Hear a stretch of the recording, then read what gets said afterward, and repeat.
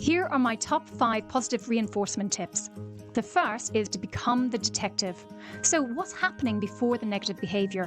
Why is it happening? What are those triggers? Are there lots of distractions around? Is the child hungry or tired? What can I see that's beyond the behaviour, not just reacting on what you see? Because there's always something hidden underneath. The second tip is praise and rewards. So that's adding something pleasant or desirable to increase good behaviour. Trying to actively ignore any poorer behaviour that's happening. Look for the good where you can. Ideally, we want to aim for at least 3 times more praise than discipline or corrective statements, but 5 is ideal. The third tip is social reinforcing. Now, social reinforcing means that your child is receiving positive comments and is being noticed by other people outside of the household.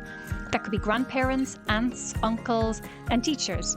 Try to get a network of people who notice the great qualities within your child. And remember, it's about effort as well. I know you're doing really, really hard. That's fantastic work. I love how you apply yourself to that. It might also be that your child is challenged by some social situations. In this case, you may want to create play dates and make sure it's the best play date ever. Just set them up to win as best you can. My fourth tip is to allow natural consequences. We so want to protect our children from bad things happening, but we've got to let them fail to learn.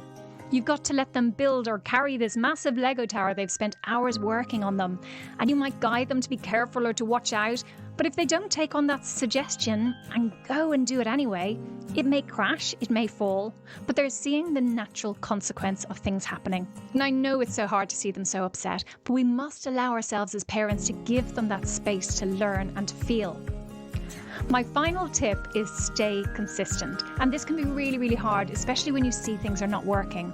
It is trial and error, and every single child is different. What works for one child won't necessarily work with another. So it's about looking specifically at the context of your child's challenges. Generally speaking, as a rule, if you were going to implement something like positive reinforcement, looking for the good, concentrating on what's going well rather than what's not going so well, I would suggest only looking at positive reinforcement activities for a whole 2 weeks, reducing any punishment unless it's critical. And if you do need to put in punishment, again, as long as it's well balanced by positive reinforcement.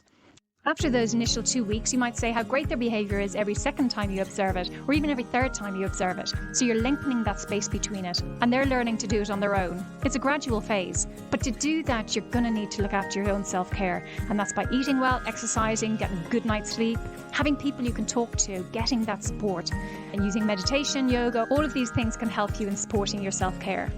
So you're asking yourself, what can I do to support my self-care so I can best support my child?